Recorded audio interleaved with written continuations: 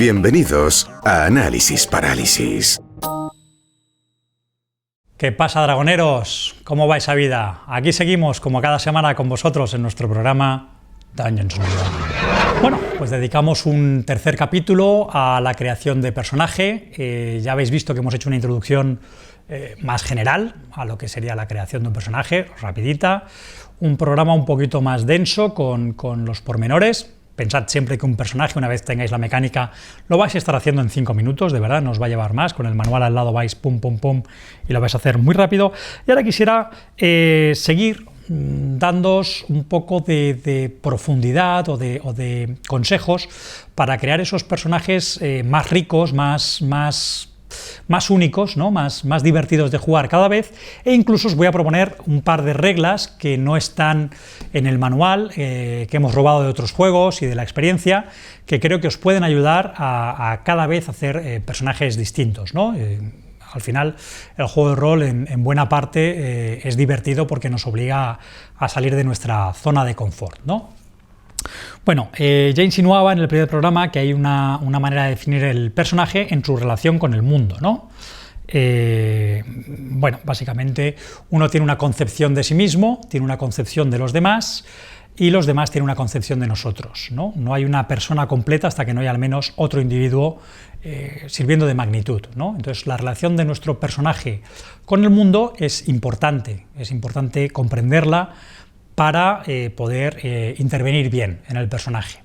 Tanto si sois jugadores a los que les gusta actuar, cambiar la voz, intentar un poco interpretar, o si sois más descriptivos y lo que queréis es sencillamente, pues bueno, tomar decisiones, no tomar las decisiones que tomaríais vosotros, sino aquellas que tomaría vuestro personaje, ¿no? Que también es muy divertido. Entonces, en esta relación con el mundo tenemos que ver, ya decíamos, ¿no? qué instituciones respetamos, cuáles defendemos, cuáles suponen un enemigo, cuáles rechazamos de pleno, incluso queremos derrocar. Tenemos que pensar un poquito también en la relación con los personajes jugadores de nuestro grupo. Si hay personajes no jugadores, pues yo que sé, un conde, un marqués, un rey, el párroco, el tendero de la esquina, personajes recurrentes que nos diga un poco el DJ que puedan sernos útiles también en ese baremo, ¿no? de cómo reaccionamos cuando estamos con esta persona, por qué nos gusta, por qué no nos gusta, ¿no? Vamos a hablar un poco. Es importante la religión también. En un mundo medieval fantástico, la religión suele tener bastante peso. No tiene que ser así en todos los mundos, pero es bastante habitual que la religión tenga peso. Profesamos alguna fe, creemos en ciertos dioses, en otros no, adoramos piedras, plantas, tenemos interiorizado algún tipo de ritual que solemos acometer, hay algún día sagrado a lo largo del año que respetemos, algunas fiestas de guardar, vamos a ser tolerantes, intolerantes con los que piensen de manera distinta, con los que profesen otra fe. Igual odiamos a los adoradores de determinado dios y sin embargo miramos con cierta simpatía a los adoradores de otros dioses, aunque no sean a los que nosotros adoramos. Tenemos ahí un punto importante también, ¿no? El religioso, que además va a definir un poquito esa relación con los demás, ¿no? ¿Somos felices? ¿No somos felices? Parece una pregunta baladí, pero nuestro personaje es feliz, es infeliz y cree que puede llegar a ser feliz, es feliz y ve su felicidad en peligro. Este baremo también nos va a ayudar un poquito a definir nuestro personaje y nos va a definir ciertas acciones, ciertas actitudes, ¿no? Y creo que esto es bueno. Hablaremos del alineamiento en otro programa, seguramente el siguiente, y vamos a profundizar en eso, y por eso ahora no entro allí, pero a la hora de jugar un personaje de Dragones y Mazmorras, el alineamiento es muy importante. Y si jugáis a un juego distinto, jugáis a algo que no sea Dragones y Mazmorras, pues el alineamiento, si nunca habéis jugado, es una buena manera de enfrentaros a ello. No os perdáis el próximo programa porque hablaremos de ello, ¿no? Y ahora os voy a contar algunos trucos que yo utilizo para sacar a los jugadores de su zona de confort y que os recomiendo que vosotros pongáis en práctica de alguna manera para obligar a la gente a funcionar de otra manera, ¿no? Una de las cosas que me gusta hacer son tablas de 10 adjetivos a los que sumo sus 10 antónimos. De esta manera, con un dado de 20 voy a obtener un adjetivo. Y voy a generar varias tablas de estas 3, 4, 5, no hace falta más. El colocar un adjetivo y su antónimo tiene la utilidad de que no se contradigan adjetivos en un mismo personaje, ¿no? Que se haga una única tirada en cada tabla y siempre tiene posibilidad de que toquen adjetivos que no van a ser excluyentes o que van a invitarnos a hacer un personaje injugable o un desequilibrado, ¿no? Entonces, estas tablas, pues yo he puesto un ejemplo, ¿no? Por ejemplo, valiente, cobarde, bromista, serio, perfeccionista, despreocupado, precavido, poco reflexivo, avaro, espléndido, ¿no? Entonces ya tenemos aquí suficientes adjetivos que podemos elegir o podemos dejar que una tabla lo determine. Y una vez los tengamos, incluso cuando los jugadores necesiten como un aliciente adicional, les podemos dar un valor. Podemos ver cuán pujante es en su personalidad ese rasgo, ese adjetivo.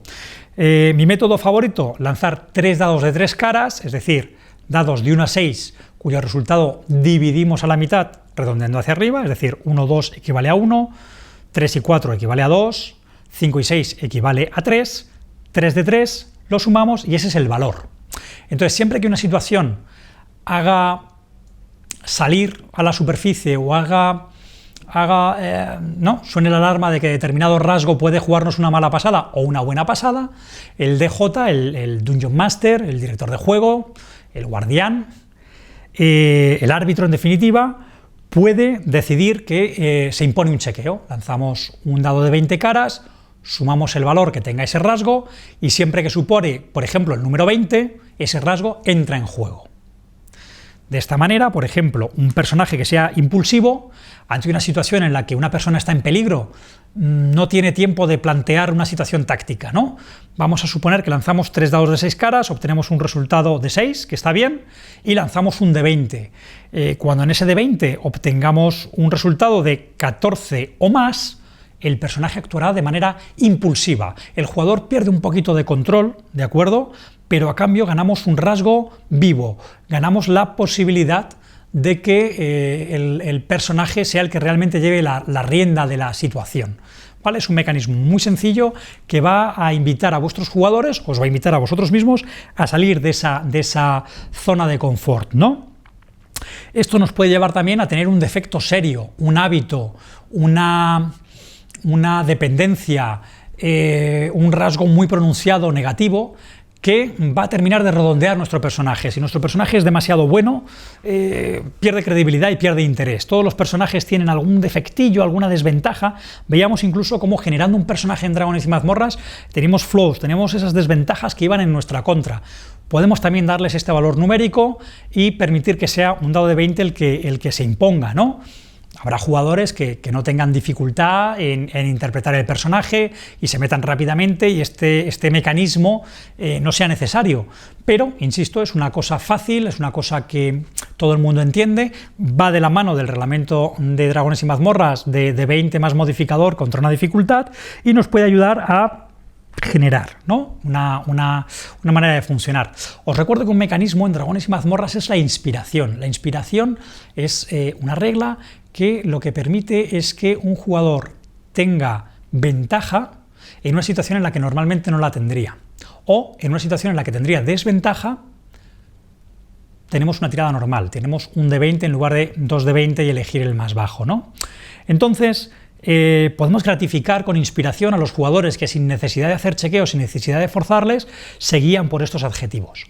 Y hay otro puntito muy interesante en la interpretación y otro consejo, y con esto ya prácticamente cerramos el capítulo de hoy, que es cómo nos ven los demás, cómo reaccionamos a los otros jugadores. Bien, pues yo doy un consejo, y es que estos mismos adjetivos que nos hemos aplicado a nosotros, les apliquemos un par de adjetivos a otros personajes jugadores.